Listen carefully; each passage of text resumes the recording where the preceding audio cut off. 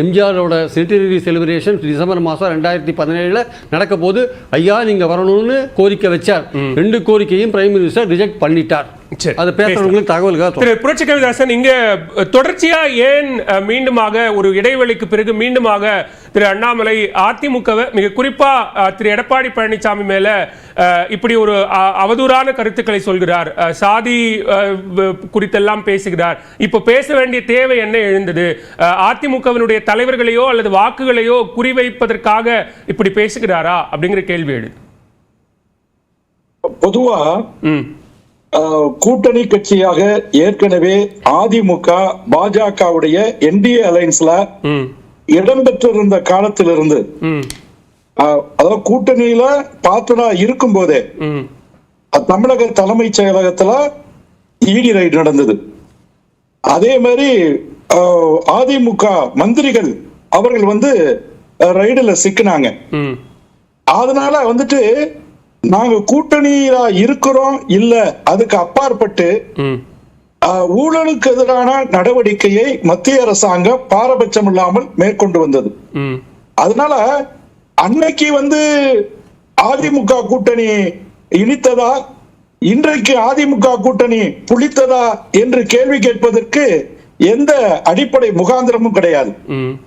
இப்போ எடப்பாடி இல்ல, அவர் கேள்வி ரொம்ப நேரடியாவே கேட்கிறாரு. நீங்க மோசமான ஆட்சி, ஊழல் ஆட்சி அப்படிங்கிற குற்றச்சாட்டை இப்ப சொல்றீங்க, அதை ஏன் கூட்டணியில் இருக்கும் போது சொல்லல அப்படின்னு கேட்கிறாரு. இல்ல, கூட்டணியில இருக்கும் பொழுதும் ஏற்கனவே ஊழலால் தண்டிக்கப்பட்டவர்கள், ஊழல் மந்திரிகள் இருக்கிறார்கள், ஊழல் அதிகாரிகள் இருக்கிறார்கள் என்று நடவடிக்கை மேற்கொள்ளப்பட்டது. அதுதான் தகவலுக்கு சொல்றேன். அதனால நாங்க புதிதா ஒன்னும் டோனெல்லாம் மாத்தல. ஆனால் இப்ப யாரு டோனை மாத்திருக்காங்க அப்படின்னா, அதாவது குடிமக்கள், அதாவது தேசிய குடியுரிமை பதிவேடு, அதே மாதிரி நம்ம சிட்டிசன்ஷிப் ஆக்ட், அமெண்ட்மெண்ட் ஆக்ட், இது அது மாதிரி ட்ரிபிள் தலாக், அது மாதிரி காஷ்மீர் இந்தியாவோடு இணைவதற்கு, அந்த சிறப்பு அந்தஸ்தை நீக்குவதற்கு துணை, இப்படி அதாவது ஒரு விமர்சனத்துக்கு உள்ளாகக்கூடிய மிகப்பெரிய சீர்திருத்தங்களை செய்யும் பொழுதெல்லாம் நிபந்தனையற்ற முறையில அதிமுக ஆதரித்தது. இதே மாண்புமிகு எடப்பாடியார் அவர்கள் இந்த குடியுரிமை திருத்த சட்டத்தால் இந்திய முஸ்லிம்களுக்கு பாதிப்பு என்று ஒருவராவது காட்டுங்கள் என்று பகிரங்கமா பொது வெளியில பல இடங்கள்ல சவால் விட்டு பேசி இருக்கிறார். இல்ல, திரு பிரியன் தொடக்கத்துல சொன்ன ஒரு சில பாயிண்ட் நீங்க மிஸ் பண்ணிருப்பீங்க. மேபி நான் அதை உங்களுக்கு திருப்பி மேற்கோள் காட்டுறேன். இப்போதும் கூட திரு எடப்பாடி பழனிசாமி மத்திய அரசை நோக்கி, அது பிரதமரையோ உள்துறை அமைச்சரையோ அல்லது மத்திய அரசினுடைய திட்டங்கள் மீதோ எந்த விமர்சனங்களும் எந்த குற்றச்சாட்டுகளும் வைக்கல. மாறா இங்க தமிழ்நாடு பாஜக தலைவர் அண்ணாமலை மீதுதான் விமர்சனங்களை வைக்கிறார். அவர் ஏன் நாங்க சொன்ன கருத்துக்கு உடனடியா பொங்கி அவர் எதிர்வினை ஆற்றுகிறார்? எம்ஜிஆர் குறித்த வரலாற்றை ஏன் இப்படி அவதூறாக பேசுகிறார் அப்படின்னு அவரோட போக்கஸ முழுக்க முழுக்க திரு அண்ணாமலை மேல மட்டும்தான் வச்சிருக்கிறாரே தவிர மாறா பாஜக அரசு மேலேயோ அல்லது பிரதமர் மேலேயோ வைக்கல அப்படின்னு சொல்றார். ஏங்க, அண்ணாமலையை திட்டுவது என்பது, அண்ணாமலை அவர்களை விமர்சனம் செய்வது என்பது தமிழக பாரதிய ஜனதா கட்சியை திட்டுவது, விமர்சிப்பதற்கு சமம். அண்ணாமலை என்பவர் ஒரு தனிப்பட்ட மனிதர் அல்ல, தமிழக பாரதிய ஜனதா கட்சியினுடைய ஏற்றுக்கொள்ளப்பட்ட மாநில தலைவர். அவர் ஒரு கால் அந்த பதவியில இல்லாத பட்சத்துல நீங்க தனிப்பட்ட முறையில அண்ணாமலையை நீங்க திட்டிக்கலாம், அவர் உங்களை திட்டிக்கலாம். அப்ப தனிப்பட்ட முறையில உங்களுடைய கோபதாபங்களை தீர்த்து கொள்ளலாம். இப்ப ஆன் ரெக்கார்டா தமிழகத்தினுடைய பாஜகவுடைய தலைவரா மரியாதைக்குரிய அண்ணாமலை அவர்கள் தான் இருக்கிறார்கள். எனவே அண்ணாமலை வேறு, மோடி வேறு, அண்ணாமலை வேறு, அமித்ஷா வேறு, அண்ணாமலை வேறு, பாஜக வேறு என்று பிரித்து பார்ப்பது பேதமையாகத்தான் இருக்க முடியும். அதனால அவங்க விமர்சனங்களை தனிப்பட்ட முறையில வைப்பது ஏற்கனவே அதுக்கும் ஒரு கேள்வி வைக்கிறாங்க. நீங்க இப்படி சொல்றதுனாலதான் அதுக்கும் திரு எடப்பாடி பழனிசாமி ஒரு கேள்வி வைக்கிறாரு. இங்க உழைக்காமலே திரு அண்ணாமலை தலைவர் ஆயிட்டாரு, விமான நிலையங்கள்ல செய்தியாளர்களை சந்திக்கிறது மட்டும்தான், பேசுவது மட்டும்தான் அவரோட முதலீடா பாக்குறாரு. சரி, நீங்க மத்திய அரசு அதிகாரப்பூர்வமா நீங்க ரெப்ரசன்ட் பண்றீங்க அப்படின்னா தமிழ்நாட்டுக்காக இதுவரைக்கும் என்ன திட்டங்களை கொண்டு வந்தீங்க? நீங்க தமிழ்நாட்டுக்குன்னு பேசி கொண்டு வந்த திட்டமோ அல்லது ஒரு நிதியோ ஏதாவது ஒன்று சொல்லுங்கன்னு கேட்கிறாரு. எடப்பாடியார் மனசாட்சியே இல்லாம பேசிக்கிட்டு இருக்காரு. அவருக்கு மனசாட்சி இல்ல அப்படின்னு உடன்பிறவா சகோதரி சொன்னாங்க, டிடிவி தினகரன், ஓபிஎஸ், அந்த புகழேந்தி போன்றவர்கள்லாம் சொன்னாங்க. ஆனா இன்னைக்கு வெட்ட வெளிச்சமா தமிழ்நாட்டு மக்களுக்கு, அதாவது எடப்பாடியாருக்கு நன்றி உணர்ச்சி இல்லை, மனசாட்சி இல்லை, விசுவாசம் இல்லை என்பதை அவர் போட்டு உடைக்கிறார். ஏன் அப்படின்னா அவருடைய ஆட்சி எத்தனை முறை நம்பிக்கையில்லா தீர்மானம் என்கிற ஃப்ளோர் டெஸ்டுக்கு வந்தது. 10 நாள்ல கவிழ்த்து விடுவோம், 1 மாதத்துல கவிழ்த்து விடுவோம், 1 வாரத்தில் கவிழ்த்து விடுவோம் என்றெல்லாம் எவ்வளவு நெருக்கடிக்கு உள்ளானது. அப்பொழுது பாரதிய ஜனதா கட்சி எந்த அளவுக்கு பக்கபலமாக இருந்தது. அவரு தேர்ந்தெடுக்கப்படாத மக்களால் தேர்ந்தெடுக்கப்படாத ஒரு முதல்வர், ஒரு சந்தர்ப்ப சூழ்நிலையில முதல்வராக வந்த எடப்பாடி பழனிசாமியார் தன்னுடைய காலத்தை சிறப்பாக ஆட்சி செய்வதற்கு, குறிப்பாக 7.5 விழுக்காடு மருத்துவக் கல்லூரி மாணவர்களுக்கு உள்ளீடு ஒதுக்கீடு பெற்றுக் கொடுத்தது என்பது அதிமுக அரசாங்கத்துடைய சாதனைகளில் சிகரம். அதை மத்திய அரசாங்கம் ஏற்றுக்கொண்டதுனால, அதே மாதிரி திமுக காங்கிரஸ் அரசாங்கத்தினால தடை செய்யப்பட்ட ஜல்லிக்கட்டு என்கிற வீர விளையாட்டு தமிழர்களுடைய அடையாளம்.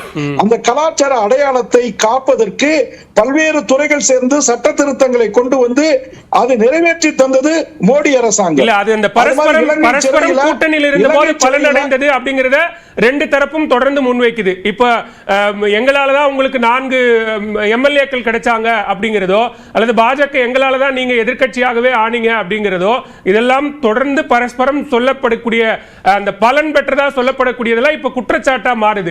அந்த குற்றச்சாட்டு வலுத்து வார்த்தை மோதலா மாறுது. சார் இதை பொறுத்தவரையில சார் 2 பேருக்குமே ஒரு செக் அண்ட் பேலன்ஸ் இருக்கணும் சார். நாங்க அந்த செக் அண்ட் பேலன்ஸோட நாங்க சித்தாந்த ரீதியா தான் விமர்சனம் பண்றோம். நாங்க நம்பர் 1 தலைவரா இருக்கிற எடப்பாடியார் அதிமுகவுக்கு அவருக்கு மேல தலைவர் கிடையாது. ஆனா அண்ணாமலை அவருக்கு மேல 1000 தலைவர்கள் இருக்காங்க. இது ஒரு ஆர்கனைசேஷன், இது ஒரு சிஸ்டம். அதனால ஆனா அண்ணாமலையாருக்கு மேல 1000 தலைவர்கள் இருப்பதை போல அதிமுகவுல எடப்பாடியாருக்கு மேல எந்த தலைவரும் இல்ல. அப்ப அவர் சொல்லுகிற வார்த்தைகள் அந்த இயக்கத்தினுடைய அதிகாரப்பூர்வமான வார்த்தைகளாக மாறும். அண்ணாமலை அவர்களுக்கு வரலாறு தெரியாது. விமான நிலையத்துல பாத்தீங்கன்னா இறங்கினா ஒரு பேட்டி, ஏறினா ஒரு பேட்டி, அவருக்கு மைக்க பார்த்தா வியாதி. இப்படியெல்லாம் ஒரு 4ஆம் தரமா பேசுவதற்கு எடப்பாடியார் அவர்கள் ஏன் இறங்கி வந்தார்கள்? அந்த நெருக்கடி அவருக்கு ஏன் ஏற்பட்டது? தனிப்பட்ட அந்த நெருக்கடியை திரு அண்ணாமலை தான் உருவாக்குகிறார் அப்படின்னு அதை பார்க்க முடியாதா? ஏங்க, அண்ணாமலை அவர்கள் சமீபத்துல அவர் அழுத்தம் திருத்தமா திட்டவட்டமா ஒரு பேட்டியில சொன்னாரு, விமான நிலையங்களில் பாரதிய ஜனதா கட்சியுடைய பேட்டி இனி இருக்காது. இது எல்லா நாடுகளிலையும் ஊடகங்களையும் வந்தது. அதனால இந்த விமான நிலையத்துல ஏறையில ஒரு பேட்டி, இறங்கையில ஒரு பேட்டி என்று இருக்காது. திட்டமிட்டபடி கட்சி அலுவலகங்கள்ல கட்சி தலைவர்கள் பேட்டி வைப்பார்கள் அப்படி சொன்னாரு. அதே மாதிரி நடைமுறையில இருந்துகிட்டு இருக்கு. இப்ப எந்த விமான நிலையத்துல பேட்டி கொடுத்தாரு? எடப்பாடியை தூங்கி இப்பதான் முடிச்சாரா? இல்ல அதெல்லாம் படிக்கவே இல்லையா? பேப்பரை படிக்கலையா? டிவியை பார்க்கலையா? வரலாறு தெரியாதுங்கிறாங்களே. ஒரு ஐபிஎஸ் அதிகாரியா வச்சு பேசுவோம். அவரு ஒரு எம்பிஏ பட்டதாரி, எம்ஐடி பட்டதாரி, அதெல்லாம் விட்டுருவோம். அவருக்கு வரலாறு தெரியாத அளவுக்கு உங்களுக்கு தெரிஞ்சிருச்சா? இதெல்லாம் ரொம்ப தவறு இல்லையா? இப்ப இந்த பிரச்சனையை ஊதி பெரிதாக்குவது யாரு? இந்த பலூனை ஊதி அளவுக்கு மேல ஊதி அதை வெடிக்க வைப்பது யாரு? சரி, அப்படி அது ஊதி பெரிதாக்குவது யாருக்கு பலனாக அமையும், யாருக்கு பின்னடைவாக அமையுங்கிறதும் பேசலாம். நான் உங்களுடைய முதற்கட்ட பார்வையை எடுத்துக்கிறேன். திரு தனியரசு, இப்போ தோல்வி குறித்த கட்சி நிர்வாகிகளினுடைய கருத்துக்களை எல்லாம் கூப்பிட்டு கேட்டு ஒரு மாவட்ட செயலாளர்கள் கூட்டத்தெல்லாம் போட்ட பிறகாக மீண்டுமா பாஜக உடனான அந்த உரசல், அந்த மோதல் போக்கு அப்படிங்கிறது மீண்டுமா தொடங்கி இருக்கிறது. 2026க்கு வியூகம் வகுக்கணும், திரு எடப்பாடி பழனிசாமி எடுக்கக்கூடிய கூட்டணி முடிவுகள் தான் இறுதி முடிவு அப்படின்னு எல்லாம் பேசிக்கிட்டு இருக்கிற நேரத்தில் இப்போ இது நடக்கக்கூடிய இந்த நிகழ்வுகள் அப்படிங்கிறது இயல்பா நடக்குதா அல்லது திட்டமிட்டு நடக்குதா?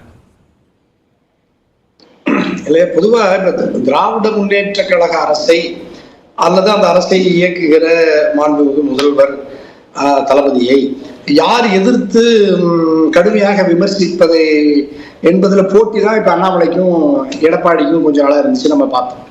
ஏன்னா நீங்க அதாவது பாஜகவை பொறுத்தவரை திராவிட முன்னேற்ற கழகத்தை கூர்மையாக கடுமையாக எதிர்த்து அதன் மூலமாக எடப்பாடியை விட திமுகவை வீழ்த்துவதற்கு அல்லது முதல்வரை அல்லது ஸ்டாலினை பலகீனப்படுத்துவதற்கு அண்ணா திராவிட முன்னேற்ற கழகத்தினுடைய வாக்காளர்களை, அதனுடைய அனுதாபிகளை, ஆதரவாளர்களை தன்வசப்படுத்துவதற்கு அண்ணாமலை ஒரு தந்திரமா நீண்ட காலமா அந்த அரசியலை தொடர்ந்து செய்யறாங்க. அது புரட்சித் தலைவர் அம்மாவுடைய மறைவுக்கு பிறகு ஏற்பட்ட ஒரு நெருக்கடியை அல்லது நெருக்கடியை உருவாக்கியதே பாஜக தான். அப்படி நெருக்கடியை பாஜக உருவாக்கி அதிமுக இந்த எடப்பாடியை தொடர்ந்து அவர்கள் கட்டுப்பாட்டில் 2021 வரை அவர்கள் வைத்திருந்தார். அதுல எங்க பாஜகவினுடைய மூத்த நிர்வாகி நம்முடைய புரட்சி கவிதாசனையாவே சொல்லிட்டாங்க. ஆமா, ஏன்னா நீங்க எடப்பாடியினுடைய அரசை அல்லது எடப்பாடியினுடைய அதிமுகவை பாதுகாத்ததே பாஜக தான்.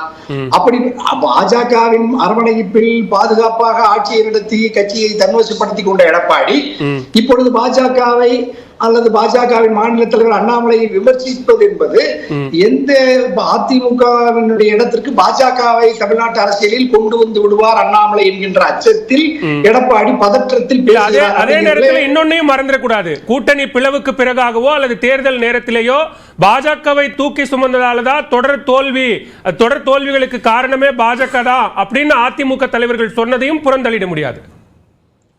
ஆமாயா, இப்ப நம்ம ஆரம்பத்திலிருந்து பாஜகவினுடைய அந்த தந்திர அரசியலுக்கு எப்பொழுது எடப்பாடியும் எடப்பாடி தலைமையிலான அதிமுகவும் அரசும் இரையாகியதோ அந்த நாளில் இருந்து அண்ணா திராவிட முன்னேற்ற கழகத்தின் வீழ்ச்சி துவங்கி விட்டதுன்னு தான் நம்ம தொடர்ந்து பரப்புரை செய்தாங்களாம். ஆனா அப்பொழுதெல்லாம் பதவிக்காக தன்னுடைய ஆட்சியை காப்பாற்றிக் கொள்வதற்காக தனித்த ஆதாயத்திற்காக அவைகளெல்லாம் ஏற்றுக்கொண்டு மோடி எங்கள் டாடி, எல்லாமே எங்க டாடி பாத்துக்குவாரு, மேல இருக்கிறவங்க பாத்துக்குவாருன்னு சொன்னது யாரு? இந்த எடப்பாடியுடைய அமைச்சரவையில் இருந்த முக்கிய நிர்வாகிகள் தானே அப்படி புகழ்பாடுறாங்க மோடி ஐயாவை, பாஜகவை அப்படியெல்லாம் தழுவி அரவணைத்துக் கொண்டு. ஏற்கனவே புரட்சி கவிதாசனையா சொன்ன மாதிரி மத்திய அரசாங்கம் 5 ஆண்டுகளில் மாநில உரிமைகளை பறித்தது, 3 வேளாண் சட்டங்களை கொண்டு வந்த பொழுது தமிழ்நாட்டில் இந்தியாவிலேயே ஒரு முதலமைச்சர் விரும்பி ஆதரித்தார் என்றால் அது எடப்பாடி தான் ஆதரித்தார், அதிமுக தான் ஆதரித்தது. முத்தலாக் சட்டத்தை அதிமுக தான் ஆதரித்தது. காஷ்மீர் அதிகார பறிப்பை 370 ஆர்டிகல் எடப்பாடி ஆதரித்தார். இதெல்லாமே திராவிட இயக்கத்துக்கு, அண்ணா திராவிட முன்னேற்ற கழகத்துக்கு நேர் எதிரான மக்கள் விரோத சட்டங்களை பாஜக